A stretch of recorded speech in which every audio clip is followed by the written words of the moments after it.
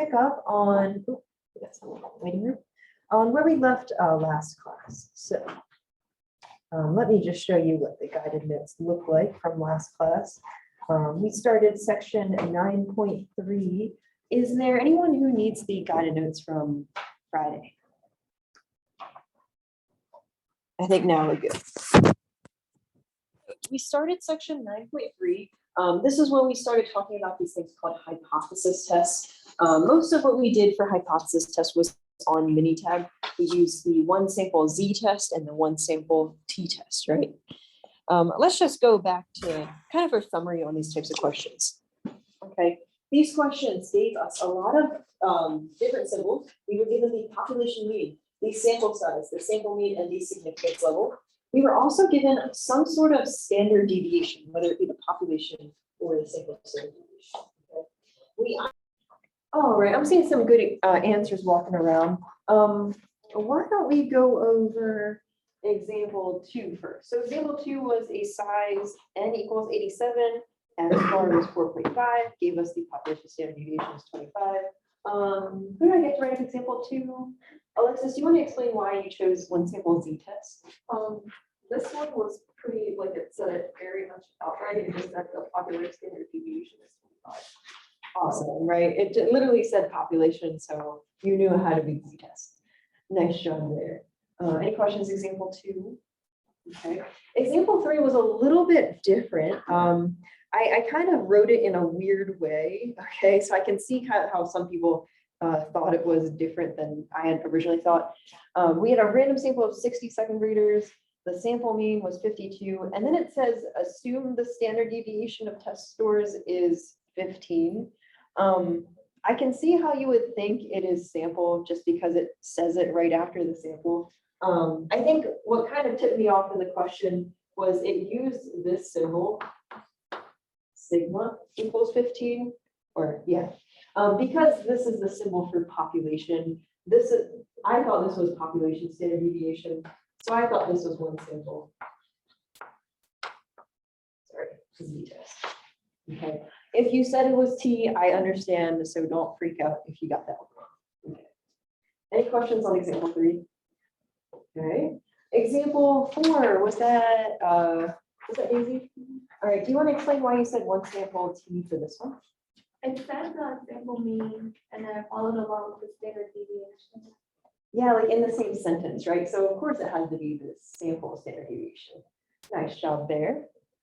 Example number 5. This one was a long one, talked about systolic blood pressure and gave us the sample mean or the standard deviation. Who wrote out the answer? Connor, do you want to explain why you chose one sample T? Well, at the end, it just says the sample standard deviation. Yeah, it literally says sample standard deviation. It says S. So yeah, nice job there. Example 6 was another long one. It had like a whole weight known to be exactly 1,000, and they did this calibration test, and they found out it was different than 1,000 grams.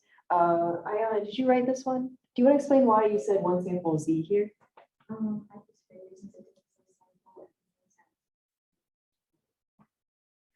Nice, right? It didn't say standard deviation in the same sentence, so it's got to be the population, right? Okay, nice job on example 6. Does anyone have any questions on determining which test to use?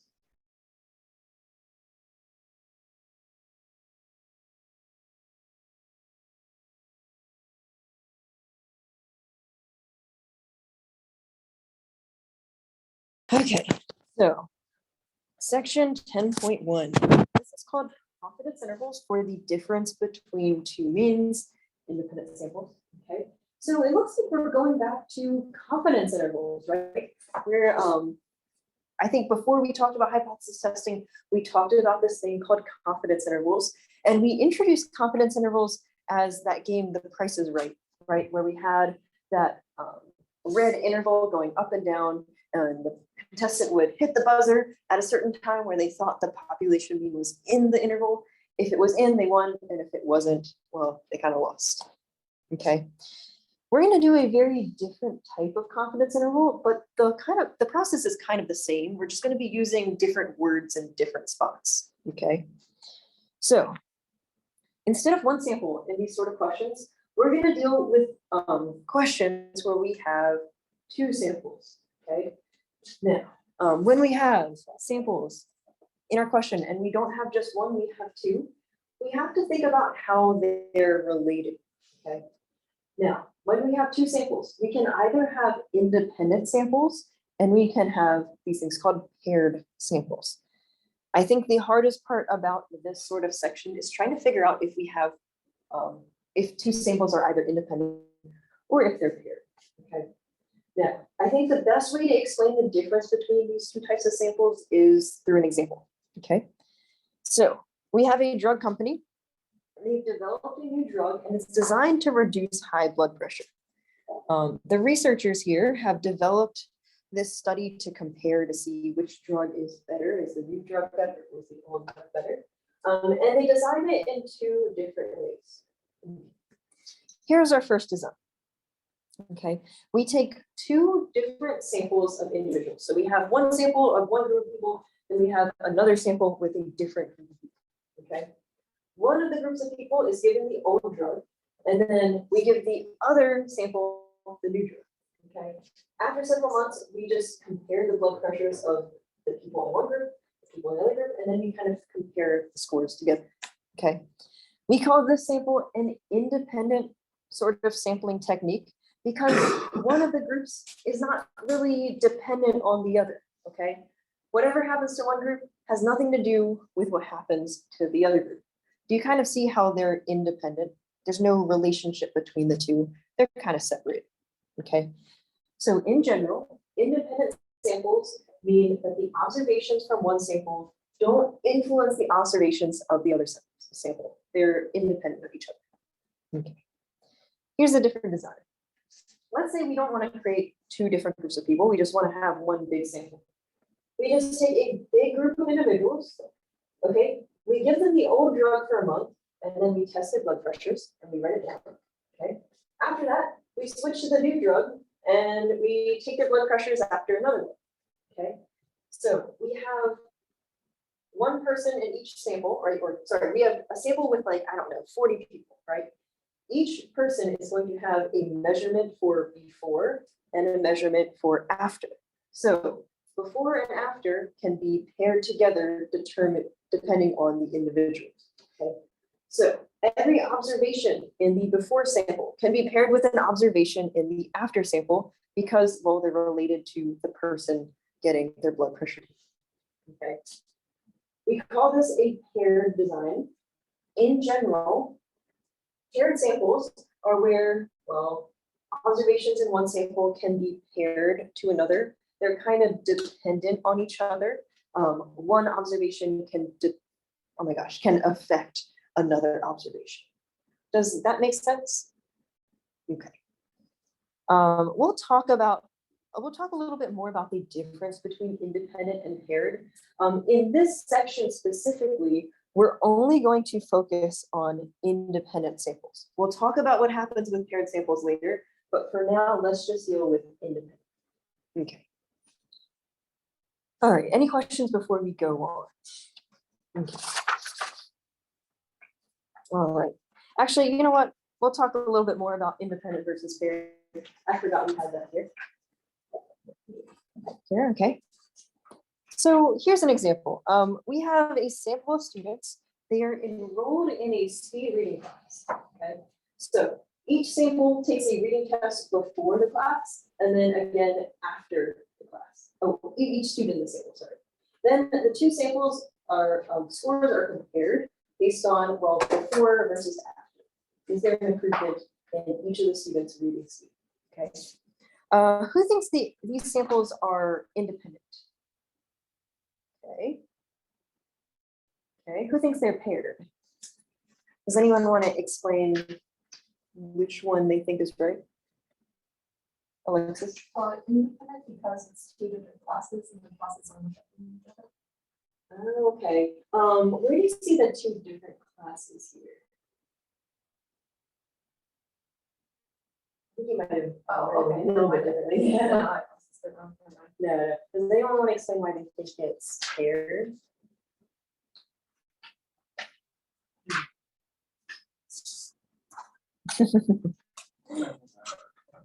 Yeah, but you do feel like it's paired, right?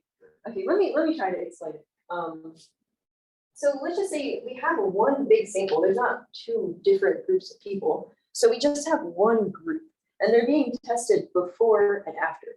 This is a big hint that this is a paired sample because every individual is going to have a before and an after score, right? Now we can pair the before and after for each individual, which gives us a hint that this is paired, okay? Another big hint is that we don't have two samples like Alexis kind of thought in the beginning. We have one big sample, which is another hint that we have paired samples here, okay? So this one is an example of paired. Okay. Another big hint is, well, I guess one observation can affect another because, well, the student had a before test and they might even remember their score for the second test. Any questions for example number 1? Let's do example number 2. Okay.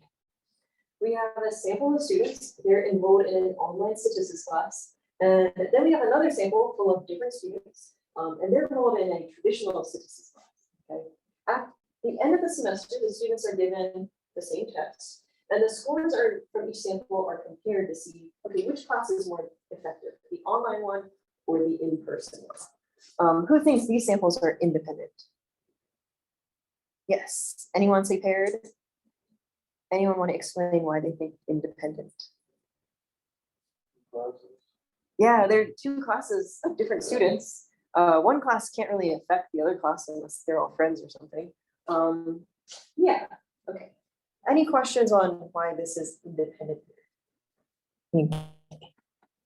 Independent. Okay. So we'll talk more about independent versus paired in the future.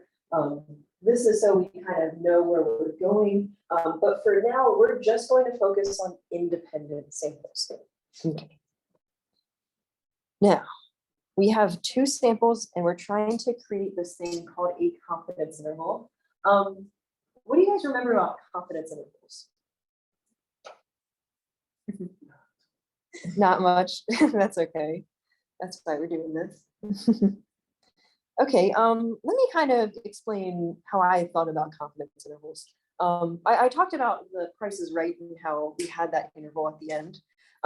But let me just kind of introduce kind of what we were given in the question. So we had these questions and they gave us certain values, right? I think the biggest one was some sort of standard deviation, right?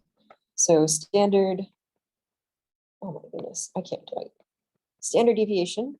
And it was either like the sigma or the S, okay? It kind of mattered which one you used, but we were given some sort of standard deviation, okay? We were also given the sample size, okay? We were given a sample mean. And I think they gave us a percentage, which we called the confidence level, like 90% or 80% or 99.9%. Okay, so once we were given all this information, the question or kind of the goal of this was to figure out what the population mean is. So the big question was, well, what is mu? Out of all this information, how can we predict what mu is? Now, we never actually created like the number for mu, but we created a sort of range, right?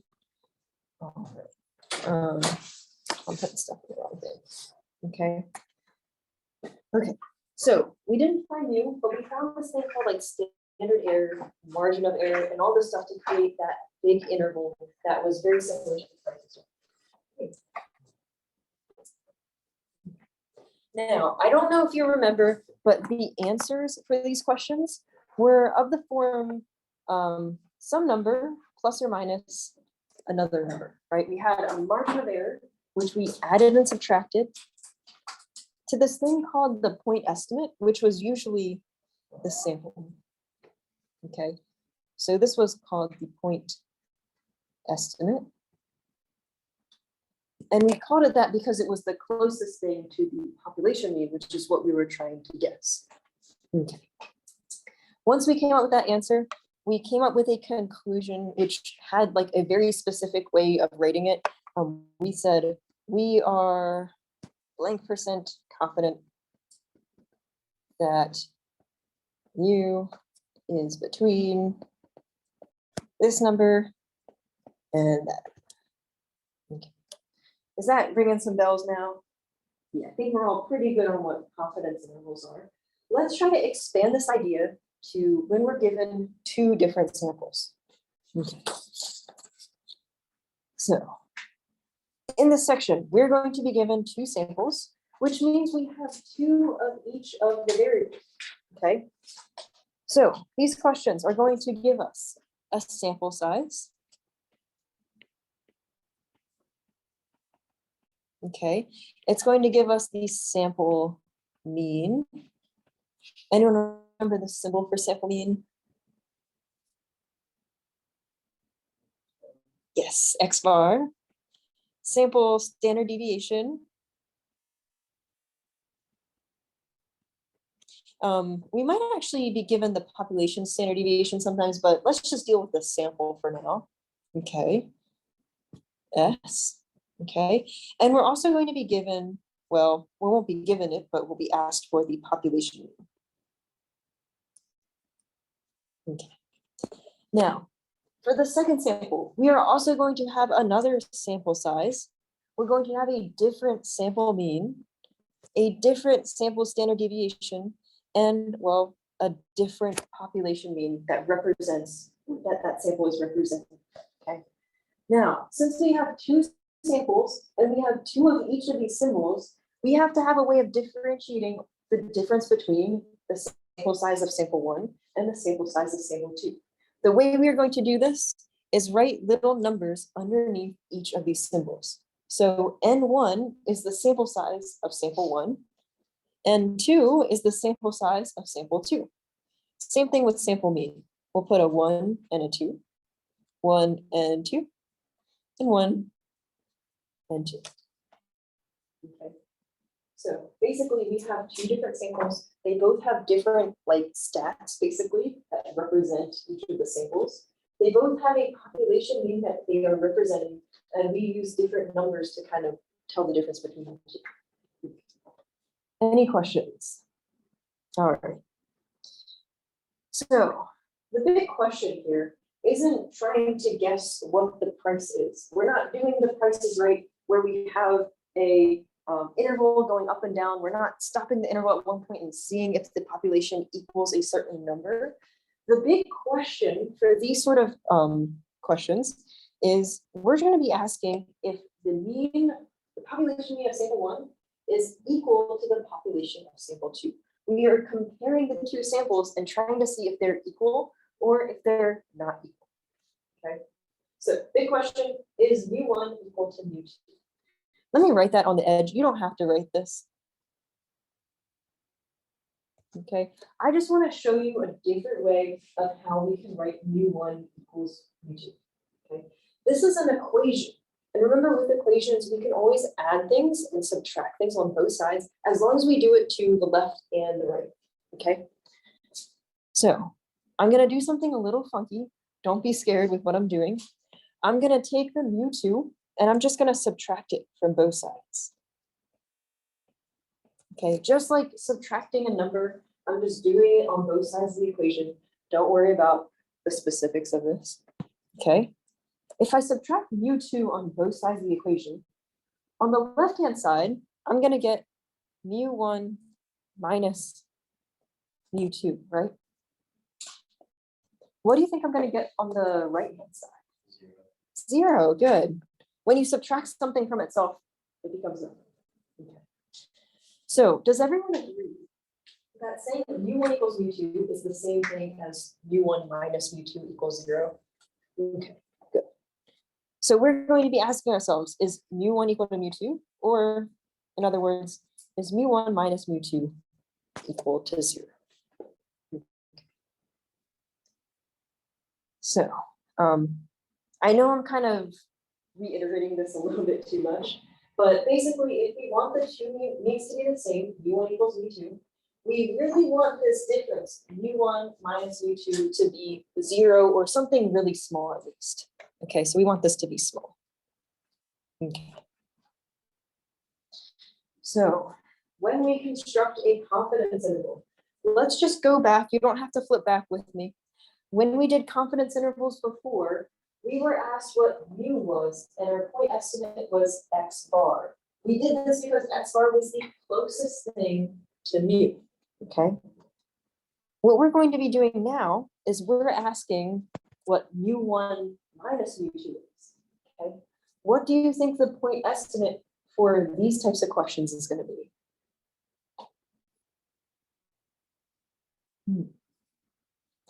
So let me just write this down. Previously, the point estimate for mu was x bar. What do you think the point estimate for mu1 minus mu2 is going to be? What's the closest thing to mu1 minus mu2? Not quite. That is what we want it to be, but not quite. Let's see. Well, we're given an x1 or x bar 1 and an x bar 2. Those are values that were given in the question, right? So I wonder if you agree with me on this. Do you think that x bar 1 minus x bar 2 should be pretty close to mu1 minus mu2? Yeah, right, because, well, we don't have mu1 and we don't have mu2, but we do have x bar 1 and x bar 2. So maybe something that's really close to mu1 minus mu2 is x bar 1 minus x bar 2. They're both means, but they're just representing different things. Any questions here? Okay. So when we make our confidence interval, the new point estimate is going to be x bar 1 minus x bar 2, which means what we're adding and subtracting from is not x bar anymore. We're adding and subtracting to x bar 1 minus x bar 2. Okay. Now, I know this is kind of in general, so don't freak out if this is getting a little confusing. I think examples will kind of make this a little bit easier. Yeah. So this one, is that equal 0? For here, we want this to get close to 0. We want this to be very small because we want x bar 1 or mu1 to equal mu2, right? Yeah.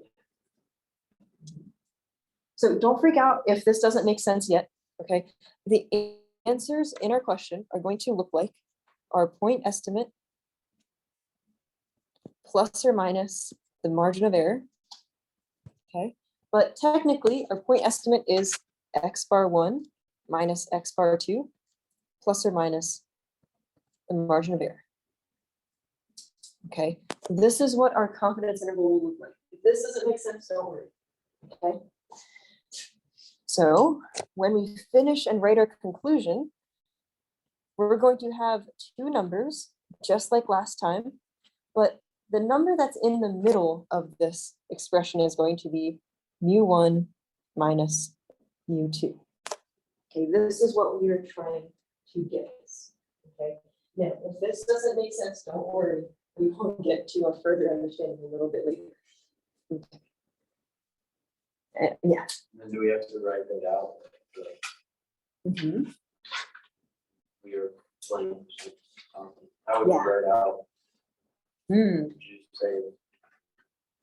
Between you and two? Close. Well, I like this question. So at the very end, we're going to say we are 80% confident, right? But instead of saying that mu is between these two numbers, we're going to say mu1 minus mu2 is between the two numbers. Nice question there. We'll get to that in an example. I think I'll make a little bit more sense there. But nice question there. Any other questions? All right. Now, before we get to an example, I think this is going to piece everything together a little bit nicely. Okay. We have a bunch of steps to follow for the difference between two means. Okay. So step one, we are going to check our assumptions. Same kind of thing, but since we have two samples, it gets a little bit different, okay? First of all, we have to check if these samples are independent to do this procedure, okay? We'll talk about what happens when we have paired samples instead of independent. So we have to check this assumption. The second thing we have to do is, I made a mistake here, so we're going to have to fix this. We're going to check if each sample size is big. I wrote n is bigger than 30. I want you to erase that or scratch it out and instead write n1 is bigger than 30 and n2 is bigger than 30. Okay. So instead of checking to see if the one sample size is bigger than 30, you have two samples now. So both of them have to be bigger than 30. Okay. If either one of them is less than 30, you have to look at the question and see if the population is approximately normal. Okay. We'll do a few examples of this. I think it'll clear things up, but we have to check both samples now instead of just one. Okay, step 2, we have a bunch of Minitab commands. The biggest thing you have to know is we are using the 2-sample t-test now. Okay, these are going to get a little bit more complicated because we have a lot of different Minitab commands. 2-sample t-test for these types of questions. Finally, we create our confidence interval. It's going to look like this, where we have mu1 minus mu2 in the middle. Okay. Finally, we're going to say we are blank % confident that the difference between the mu means, or mu1 minus mu2, is between the two numbers that we do. I know it's kind of in general. Let's do an example and see how this all pieces together. All right. So, example 1. We have a drug company, and they've developed a new drug to reduce high blood pressure. Okay. To test the drug, they took a sample of 15 patients. They're recruited to take the drug. Their systolic blood pressures are reduced by an average of 28.3, standard deviation 12. In addition, another sample of 20 patients takes another thing, and their blood pressures are taken. We want to assume that the blood pressure reductions are approximately normal, and we want to find a 95% confidence interval for the differences between the two means. Okay. Now that was a lot. So why don't we just write all our information down, and then we can kind of piece things together. Okay. This is how I write stuff down. We have 2 samples. I like to separate the 2 samples into 2 different lists. So I'm going to put sample 1 and sample 2. Okay. The second thing I'm going to do is I'm going to label what sample 1 means and what sample 2 means, so I don't mix up the 2. Okay. It doesn't matter which one I label, the new drug or the old drug. But what I'm going to do here for this class, the first sample that gets introduced is going to be sample 1. The second sample that gets introduced is going to be sample 2. Okay. So looking at this, it looks like the, let's take a look at this. It looks like the new drug is introduced first, right? Then it talks about the old drug. So let's make sample 1 the new drug. And let's make sample 2 the old drug. Okay, so I like to label them just so I don't get mixed up between the two when I write down all my information. Okay. Now, for each of these, you're going to get a sample size, you're going to get a sample mean, and you're going to get a sample standard deviation. Okay. Now, since we're talking about sample 1, I'm going to label these with my number 1, N1, X bar 1, and S1. I'm also going to have an N1, N2, an X bar 2, and an S2. Okay. Let's talk about the new drug first. So the first sample. What's my sample size for the first sample? 15, good. Do you see the sample mean? Good, 28.3. And sample standard deviation? Good, 12. Okay. Next in the question, I won't ask you this one, but it looks like we have a sample of 20 patients. We're going to have an average of 17.1 and a sample standard deviation of 9. Next, we have a 95% confidence interval. So I'm just going to write that down. 95% up here, so I don't forget. I think this is the hardest part of the question, I'll be honest, just trying to figure out what each of the numbers are and writing them down. For some reason, I'm not very good at reading something and writing it down correctly, so once I have it down, I'm pretty good. Okay, let's do step 1. What we're gonna do is we are going to check our assumptions. The first assumption is going to ask us if these samples are independent, okay? Independent means that one sample doesn't affect the other. Is that true for the situation? Yeah, right, we have 2 different groups of people. They don't know each other. They're not related to each other at all. One sample doesn't affect the other, so yes, we have independent samples.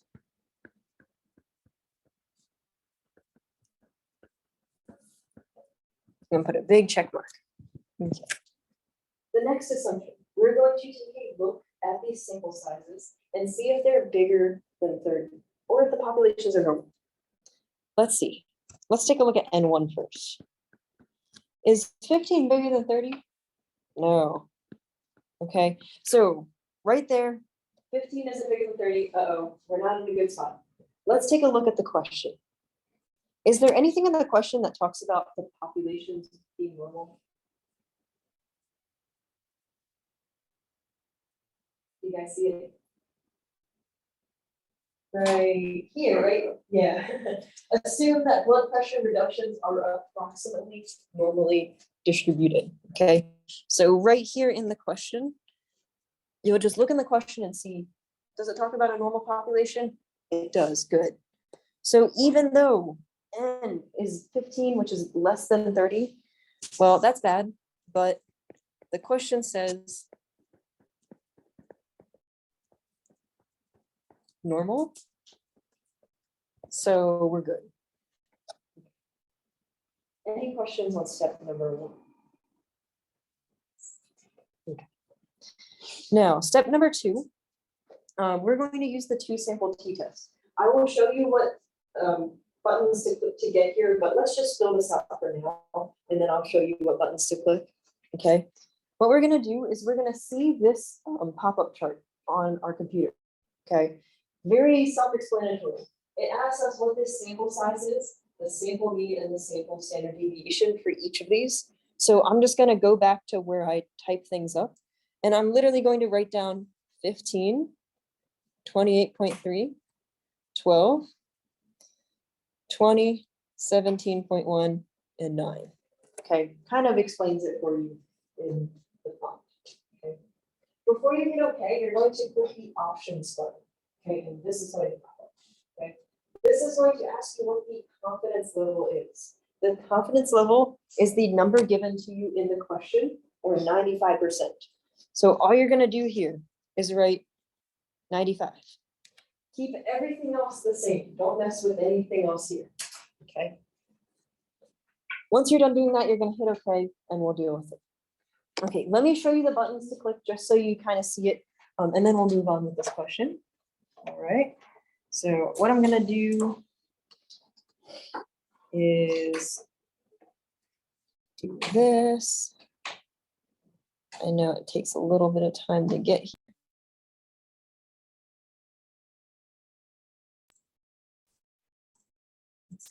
Okay, so let me just show you how I would get here.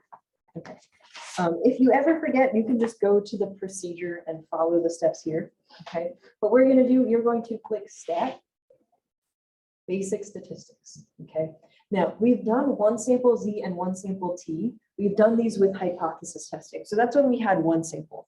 Since we have 2 samples, we're going to go down to these 2 sample ones. The first one is what we are dealing with right now. So 2 sample T, click. Okay. Now, in the very beginning, it's going to lead you to this weird thing that doesn't look like what we're trying to type in.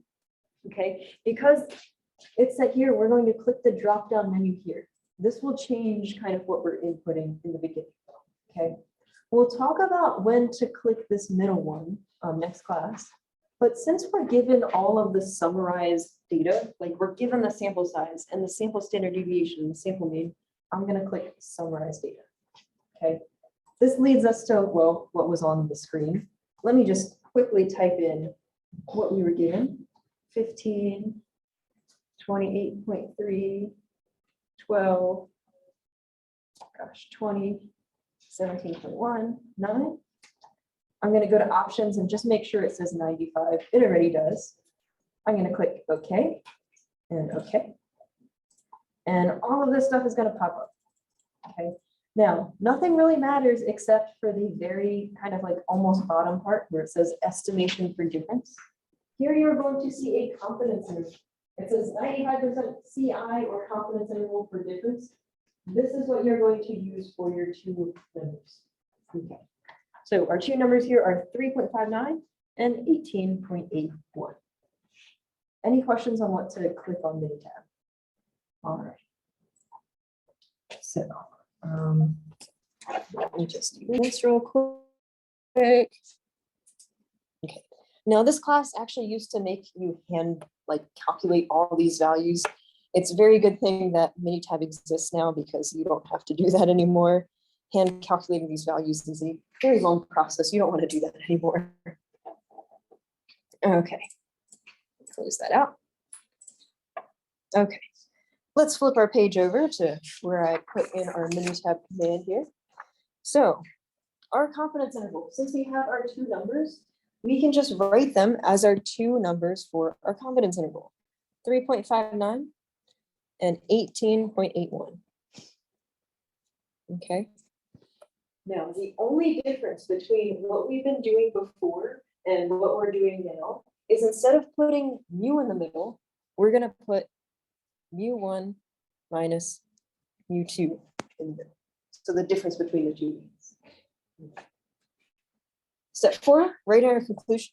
Our conclusion kind of looks the same way as, well, what it used to do. We're going to write we are, since we used a 95% confidence interval, 95% confident. And we're not talking about the mean anymore. We're talking about the difference between the two means. Oh, mu1 minus mu2 is between 3.59 and 18.81. And that's all you have to do for your conclusion. Any questions so far? Now, here's where things get a little wonky, okay?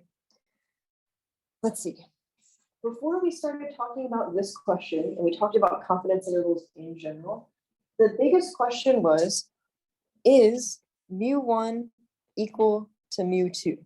Right, that was the big question in our heads, okay? Another way of saying this is mu1 minus mu2 equal to 0? Okay, so if mu1 minus mu2 is equal to 0, then you could say that the two means are equal. If mu1 minus mu2 isn't equal to 0, then the two means have to be different, right? Okay, the way I like to imagine this is kind of like the Price is Right, but instead of guessing like a specific number, we're kind of guessing to see if 0 is in our interval, right? We want 0 to be between the two numbers because that means mu1 minus mu2 could be 0. Okay, so let me just draw out our red Price is Right interval. We have 3.59, we have 18.81. Is 0 in this interval? No, right? 0 is not in here.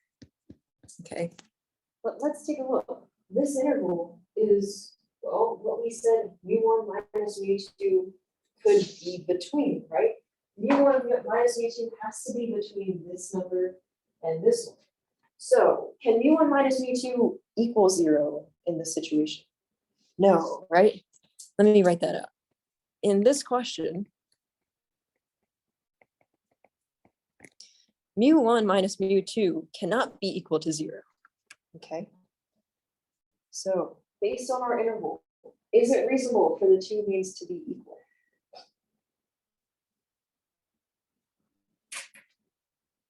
No, right? Because 0 is not in the interval. mu1 can't be equal to mu2. So the answer is no. It is not reasonable. Okay. Does that make sense? Awesome. All right, so next class, what we're going to do is we're going to do another example of this. it's gonna look a little bit different, but I promise you it's not too bad. So I guess I'll see you on Wednesday.